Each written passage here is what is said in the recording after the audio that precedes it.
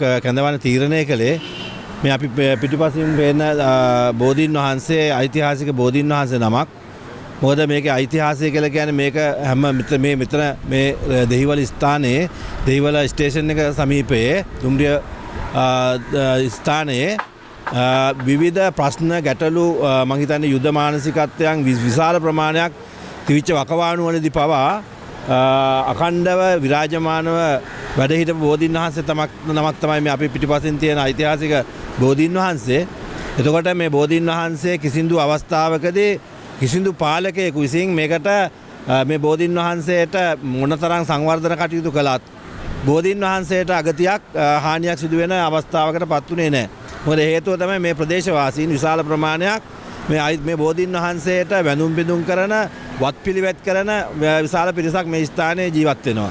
ඒ වගේම මෙතන තියෙන ත්‍රිවිල් සංගමයක්, ඒ වගේම පදික වෙලෙන්දු ඉන්නවා. ඒ බොහෝ දෙනෙක් මේ ස්ථානයට වන්දනාමාන කළ තමයි තමන්ගේ දවසේ දෛනික වැඩ කටයුතු ආරම්භ කිරීම සිදු කරන්නේ.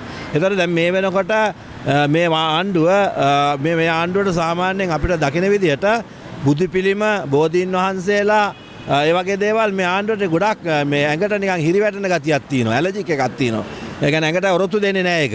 ඒ නිසා හැමතැනම තියෙන බුදු පිළිම වහන්සේලා, ඒ වගේම මිනිස්සු වන්දනාමාන කරන බෝධීන් වහන්සේලා, ඓතිහාසික බෝධීන් වහන්සේලා ඉවත් කිරීමේ වැඩපිළිවෙලක් තියෙනවා. ඒක තමයි මේ එක පැත්තක අපිට හිතනවා මේක අනාගමික නායකයෝ බලයටපත් වුණාම සිද්ධ වෙන සිදුවීමක් දෝ කියලා. ඉතින් අපිට සැකයක් තියෙනවා මේ ස්ථානයේ දැන් මේ පාර මුහුදු මාර්ගයේ තියෙන පාර ලොකු පාරක් බවට පත් කරගෙන යනවා. එතකොට මේ දැනට අපිට තොරතුරු ඇවිල්ලා තියෙනවා මේ බෝධීන් වහන්සේ ඉවත් කරන්න මේගොල්ලෝ සූදානම් වෙනවා කියලා. මේ වර්තමාන ආණ්ඩුවේ සමන්මලි ගුණසේකර මහත්මියත් එතුමියගේ මහත්තයා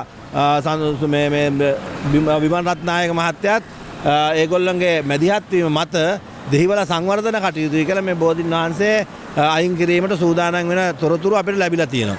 ඒ නිසා තමයි අපි මේ සිද්ධිය වෙන්නේ ඉස්සෙල්ලා පෙර ආතුවම අපි ඒගොල්ලන්ට දැනුවත් කිරීමක් කරන්නේ මේ වගේ දේවල් වලට අත තියලා අත පුච්ච ගන්න සූදානම් වෙන්න එපා කියන කාරණා විශේෂයෙන් මතක් කරන්න ඕනේ. මීට පෙර ආතුවත් අපි ඒගොල්ලන්ට දැනුවත් කරලා දෙහිවල නගර සභාවේ බුදු පිළිම වහන්සේ අයින් කළා තිබුණා. ඒ අයින් කරපු වෙලාවේදී අපි නගරාධිපතිතුමාට දුරකථන ඇමතුමක් දීලා කිව්වා මේ ඒ බුදු පිළිම වහන්සේ නැවත තැන්පත් කරන්න කටයුතු කරන්න කියලා. හැබැයි ඒගොල්ලෝ තැන්පත් කරේ නැහැ. අන්තිමට උනේ ඒගොල්ලන්ට විශාල හානියකුත් එක්ක නැවත අපි බුදු පිළිම වහන්සේ තැන්පත් කළා. ඒ නිසා මේ දෙහිවල හෝ කොහේ හෝ මේක බුදුහාඳුනට පූජා කරපු පුණ්‍ය භූමියක්. නම වතාවක් පූජා කරපු පුණ්‍ය භූමියක්. ඒ නිසා මේ බෝධීන් වහන්සේ ඓතිහාසික බෝධීන් වහන්සේ නමක් රටේ සංවර්ධන කටයුතු කරනවා. දැන් අපි දැකලා තියෙනවා කොරියාව. කොරියාව ගත්තාම සමහර ඓතිහාසික ස්ථාන, ඓතිහාසික කෙන්ජු වගේ නගර ආරක්ෂා කිරීම සඳහා ඒගොල්ලෝ මේ රටේ සංවර්ධනයක් කරන ගමන් ඒව ආරක්ෂා කිරීම වැඩපිළිවෙලක් ක්‍රියාත්මක කරලා තියෙනවා. ඒ වගේම තමයි ලෝකේ තියෙන ලොකුම උමම් මාර්ග තියෙන්නේ කොරියාවේ. සමහරලාට කිලෝමීටර් 40-50 උමම් මාර්ග තියෙනවා. ඒ කඳු ආශ්‍රිතව තියෙන කඳු කපාගෙන කඳු කොන්ක්‍රීට් කරගෙන උමම් මාර්ගය හදලා තිනවා අඩි මේ කිලෝමීටර් 40ක් විතර. ඒ වගේ ඒ රටේ තියෙන සංස්කෘතියට, සભ્યත්වයට බාධාවක් නොවන විදිහට තමයි ඒ රටේ සංවර්ධන කටයුතු කරන්නේ. නිසා අපි සංවර්ධනයට විරුද්ධ වෙන්නේ නැහැ. සංවර්ධනය කරන්න ඕනේ. පාරවල් හැදෙන්න ඕනේ. ගම්මාන හැදෙන්න ඕනේ. මිනිස්සුන්ට පහසුකම් ටික දෙන්න ඕනේ. හැබැයි මේ බෝධීන් වහන්සේට හානියක් කරලා එහෙම දෙයකට සූදානම් වෙන්න එපා කියන කාරණාව මොකද වෙලාසනින්ම අපි කියලා තියෙනවා. ප්‍රශ්න ඇති කරගන්න එපා, ගැටලු ඇති කරගන්න එපා. ජනාධිපතිතුමාටත් අපි මේක යොමු කරනවා. මොකද පස්සේ අපිට වැරදි කියලා කියන්න එපා. පස්සේ වැරදි කියන්නේ නැතුව දැම්ම අපි පෙර ආතුවම මේ සංවර්ධන කටයුතු කරනකොට මේ ස්ථානයේ මේ බෝධීන් වහන්සේ ආරක්ෂා කිරීම වැඩපිළිවෙලකුත් එක්ක ඒ සංවර්ධන කටයුතු කරන්නේ. මොකද මෙතන දාන්න පුළුවන් ලොකු රවුන්ඩ් බවුට් එක. මෙතන ඉඳ තියෙන වටේටම මේ මැද ලස්සනට හදලා ඉවර වෙලා වටේට වාහන මේ වටේට යන්න පුළුවන් විදිහට ලස්සන සංවර්ධන කටයුත්තක් කරන්න පුළුවන්. ඒකට හානියක් වෙන්නේ නැහැ. ඒ නිසා ඒ විදිහට සංවර්ධන කටයුතු කරනවා මිසක් Tamanට උමනා විදිහට මේ බෝධීන් වහන්සේ අයින් කරන්න සූදානම් වෙනවා නම්, ඒ වගේ වෙනත් කටයුත්තක් කරන්න හදනවා නම්, බුදු පිළිම වලට අත තියන්න හදනවා නම් ඒවට සූදානම් වෙන්න එපා කියන කාරණාව අපි ආණ්ඩුවට දැඩිසේ මතක් කරලා දෙනවා. දැඩි අවවාද ස්වරූපයෙන් මතක් කරන ජනාධිපතිතුමා කියයි එතුමාට ආරංචි උනේ නැහැ කියලා. ඒ නිසා ඔබතුමාටත් මේ සිද්ධිය ආරංචි වෙන තමයි අපි මේක දැනුවත් කරන නිසා කරුණා කරලා මේවට අත තියන්න නැතුව මේ සංවර්ධන කටයුතු කරන්න මැදිහත් වෙන්න කියන කාරණාව අපි මතක් කරන්නේ. එහෙම නැත්නම් අපි මීට විරුද්ධව දැවැන්ත ක්‍රියාමාර්ගයට යන්න සූදානම් කියන කාරණාව මේ වෙලාවට මතක් කරන මොකද ආණ්ඩුවට හැමදාම මඩ වදිනවා.